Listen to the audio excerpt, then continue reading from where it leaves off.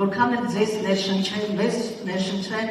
իրենց դպրոցաշինությամբ 300 դպրոց, 500 հարկապարտեզ, բայց իրականությունը բոլորովին այլ է, կառուցվել է մինչև հիմա ընդամենը 100 դպրոց, եւ որոնց մի մասը ընդամենը վերականգնվել է եւ որակի մասն էլ չեմ խոսում։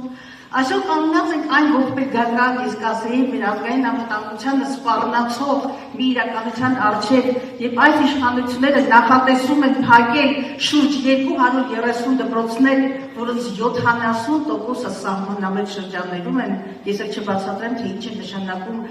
սահմանամետ շրջանում փակել գյուղ, դա նշանակում փակել դպրոց, նշանակում է փակել գյուղ, նշանակում է բացել թշնամու առաջ քո դարպասները։ Եթե սա թշնամու ձեռագիր չի, ապա ինչ է սա։ Հայաստանում անցնող անկախության տարիների ընթացքում բոլորից շատ, ամենից շատ դպրոցներ կառուցվել են Ռոբերտ Քոչարյանի իշխանության իր կառավարման շրջանում, ավելի քան 120 դպրոց։